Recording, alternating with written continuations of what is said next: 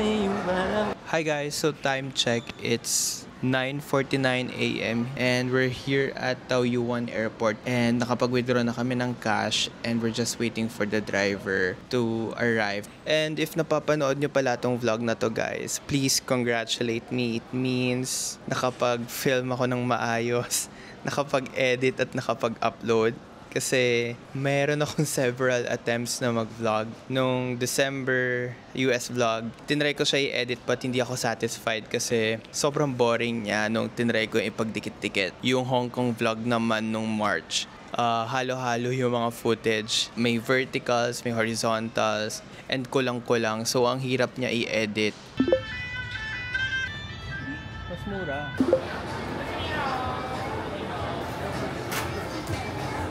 And right now, we're here sa Taipei 101. So, nag-lunch kami dito. Then, bumili lang ako ng shoes.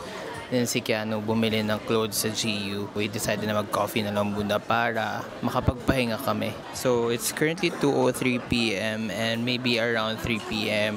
Balik na kami sa hotel to check in and to freshen up before kami lumabas ulit. So, hi guys. We're currently here sa Acheng Goose. So, nakita lang namin to sa TikTok actually na isa to sa mga restaurants dito na pinipilahan. Nakapag-order na kami. Actually, yung menu nila is parang yun sa Din Tai Fung na isusulat mo lang or i-check mo lang kung ano yung order mo. Yung drinks dito, kinukuha lang sa ref nila, then i-charge ka na lang nila based dun sa kinuha mo. Isa to sa mga kinukuha nila dito. Di ba natikman mo na? Masarap.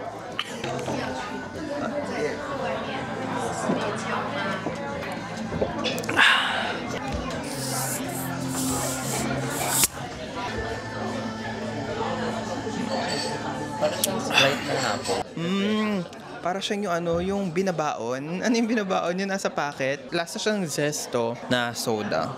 Okay, time to eat guys. Dumating na yung rice and nakagawa na kami ng sauce. Actually, hindi ako yung gumawa ng sauce. Sarap.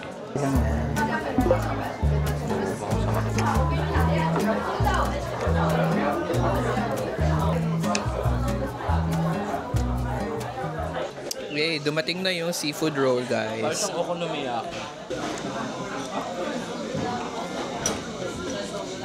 Ah!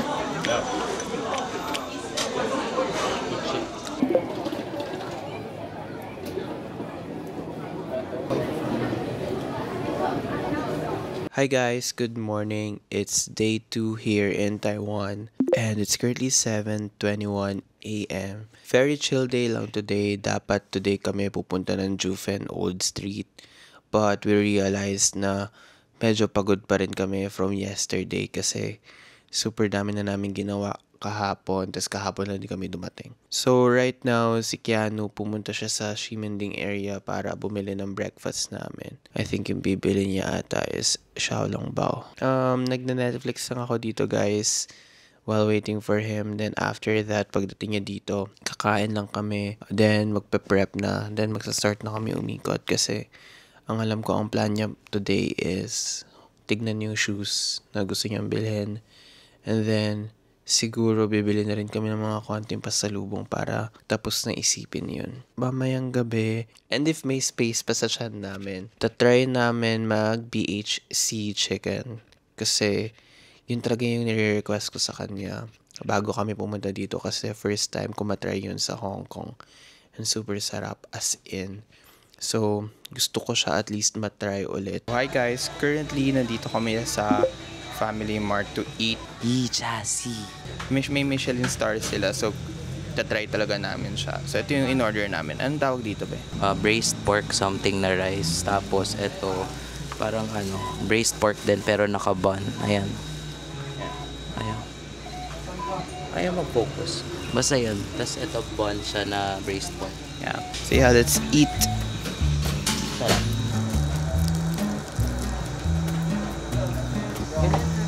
Ganyan lang braised pork.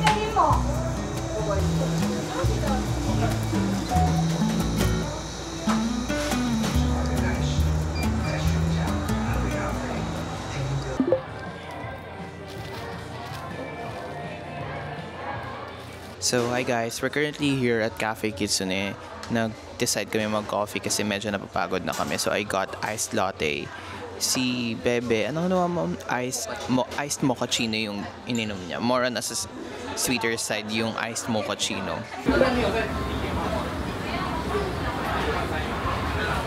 Hi guys, it's currently day 3 here in Taipei. So for today, yung plan talaga namin is pupunta kami ng Juven. Then after Juven, pag maaga kami makakabalik dito, pupunta kami Carrefour para bumili lahat ng mga pasalubong. And ikot-ikot. And hopefully night market if may space pa sa tiyan namin. Kasi hindi pa kami nakakapag night market guys kasi lagi kami yung busog dito. Plan pa namin mag-only hot pot. Tomorrow, yun na yung last full day namin. Tapos the next day nun, uuwi na kami ng morning. Kung marami pa kaming hindi magagawa today, tomorrow namin siya gagawin lahat. And mas mahirap naman yun. I'll bring you guys with me, but sana makapag-vlog ako kasi it's a weekend and I feel like maraming tao sa Juven. Super sikip kasi dun sa Juven. Then, hagdan talaga siya na super steep. For today's scent, we're using Orpheon from Diptyque. Actually, dalawa yung pabangon dala ko guys. Itong isang Diptyque na Orpheon. And then, meron pang isa na Gypsy Water from Byredo. Napapansin ko talaga, super bilis mawala nung amoy sa akin nung Byredo. So, dito na lang tayo sa Orpheon kasi medyo mainit ngayon. So, kailangan natin na makapit na pabango kasi grabe rin ako pagpawisan.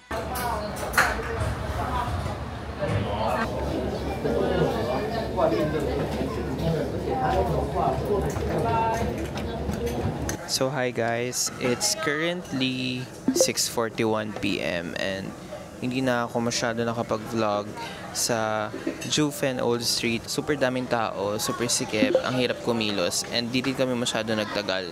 Binili lang namin yung mga gusto namin bilhin, then nag-take na kami ng bus pabalik ng Taipei. It's our first time eating here sa Gyukatsu and super excited kami kasi matagal na namin nakikita to sa TikTok, even though alam naman namin na meron sa MOA. Oh, andito na yung order namin.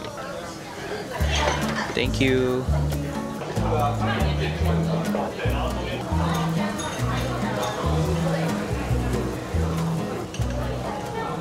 Good morning guys, it's our last full day here in Taiwan. So our plan for today is to go to Gloria Outlets and yun na yung celebration namin ng birthday ko. I'm officially 26 years old.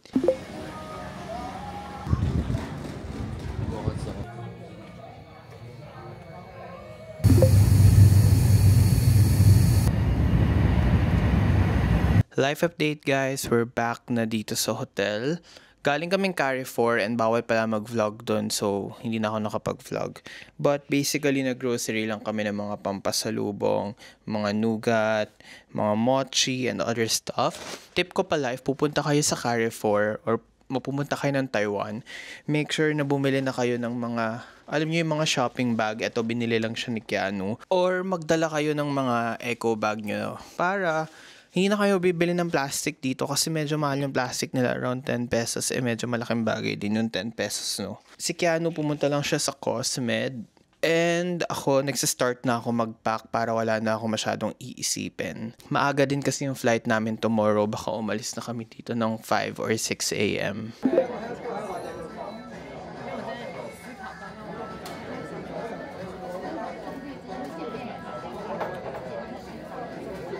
It's 6:10 a.m. and susunduin kami ng driver dito around 6:30. So magcha-check out na kami now. Nag-add kami ng extra weight sa luggages namin kasi medyo delix yung nung kinilo namin siya. Medyo borderline na. If medyo delix kayo sa mga luggages nyo and feel nyo mag-overweight kayo, mag-purchase na kayo ahead of time. Yeah, I'm really excited din na mag-airport. Maraming mga perfume, maraming mga food na pwede i-try and mas mura talaga yung pabango doon. Lalo na yung Diptyque at Le Labo ang alam ko. So, magcha-check tayo.